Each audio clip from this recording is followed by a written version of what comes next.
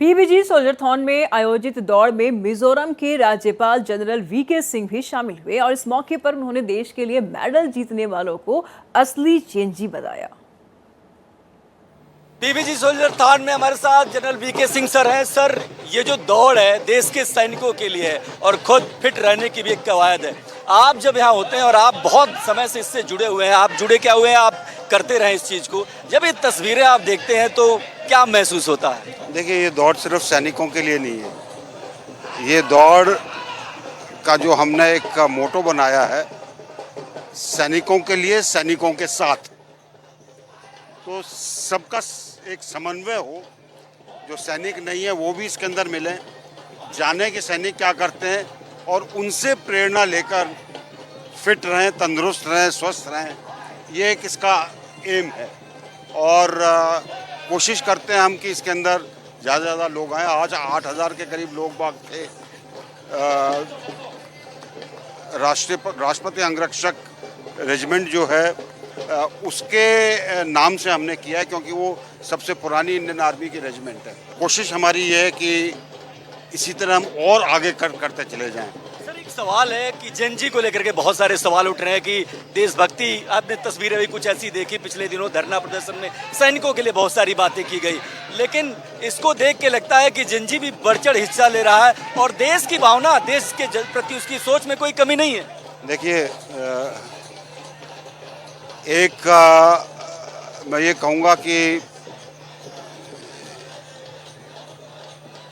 जेन जी जो है वो कौन है, जो आज रजत पदक, स्वर्ण पदक, कांस्य पदक जो कॉमनवेल्थ में ले रहे हैं, युवा है ना, वो है जेन जी।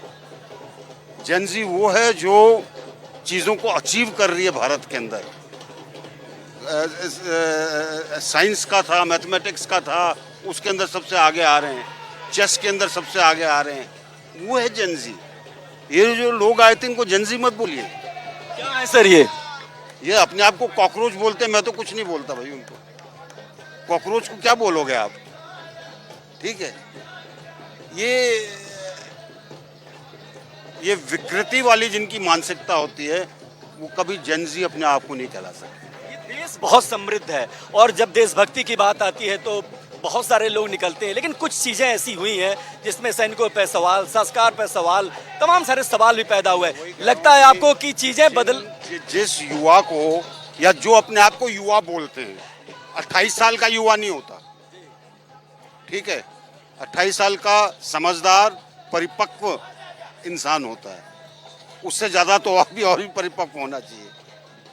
अगर उनको अपनी सेनाओं के बारे में नहीं पता और मंच से या गली के अंदर खड़े होकर गालियां निकाल रहे हैं, तो उनके लिए मैं कहूँगा कि कोई शब्दकोश में शब्द नहीं है जो उनको डिस्क्राइब करे। देश किधर जा रहा है सर, बताइए? देश आगे जा रहा है। देश के अंदर कोई कमी नहीं है, देश आगे बढ़ रहा है और आप देखते जाइए, इन सब बाधाओं के बावजूद देश आगे चलता जाएगा।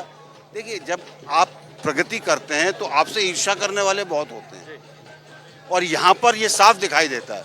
जिस तरीके से बाहर की फंडिंग हो रही है, एक प्ले बुक की तरह काम किया जा रहा है। कुछ हमारी राजनीतिक पार्टियां भी उसके अंदर रोटियां सेकने में लगी हुई हैं। ये होगा, सरकार निपट लेगी इनसे। सरकार नहीं, देश निपटेगा। देश निपटेगा और यही बहुत बड़ी बात है, क्योंकि देश रहना चाहिए, देश आगे बढ़ना चाहिए। वीके सिंह सर ने यही बात कही। कैमरा पर्सन शरद बारिक के साथ मैं देवनाथ, भारत एक्सप्रेस।